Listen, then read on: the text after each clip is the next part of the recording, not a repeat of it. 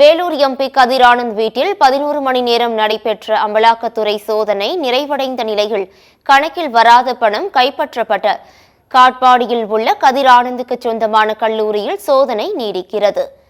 தமிழக நீர்வளத்துறை அமைச்சர் துரைமுருகனின் மகனும் வேலூர் நாடாளுமன்ற உறுப்பினருமான கதிர் ஆனந்த் வீடு மற்றும் கல்லூரியில் அமலாக்கத்துறை அதிகாரிகள் நேற்று சோதனையை தொடங்கினர். திமுக பிரமுகர் பூஞ்சோலை ஸ்ரீனிவாசனின் வீடு, சிமெண்ட் குடோன் உள்ளிட்ட இடங்களில் அமலாக்கத்துறையினர் நேற்று காலை முதல் சோதனையில் ஈடுபட்டனர். இதில் திமுக பிரமுகர் பூஞ்சோலை ஸ்ரீனிவாசன் வீட்டில் 12 மணி நேரத்திற்கும் மேலாக நடைபெற்ற சோதனை இரவு 9 மணி அளவில் முடிந்தது. இதில் முக்கிய ஆவணங்கள் கைப்பற்றப்பட்டதாக கூறப்படுகிறது. நாடாளுமன்ற உறுப்பினர் கதிர் ஆனந்த் வீட்டில் நள்ளிரவை தாண்டியும் சோதனை நீடித்தது. வீட்டின் மேல் மாடியில் உள்ள அறைக்கு சாவி இல்லாத காரணத்தினால் 2 கதவுகளை உடைத்து அமலாக்கத்துறையினர் சோதனை செய்தனர். சுமார் 11 மணி நேரம் நடைபெற்ற சோதனை 2 மணிக்கு முடிந்தது.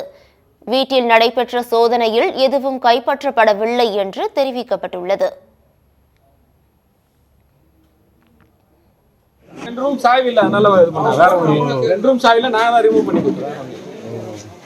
ஒன்னும் ஆவணங்கள்லாம் எடுத்துட்டு போல பழைய விசாரணை தான்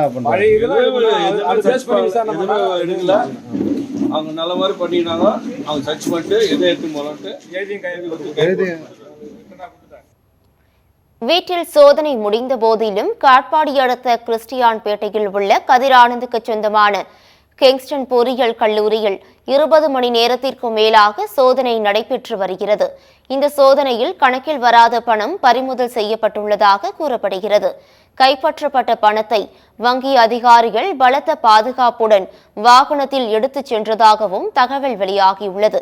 மேலும் காட்பாடியில் உள்ள கதிர் ஆனந்த் வீட்டில் சோதனை நடத்திய அதிகாரிகளும் கிங்ஸ்டன் பொறியியல் கல்லூரியில் நடைபெறும் சோதனையில் இணைந்துள்ளனர்.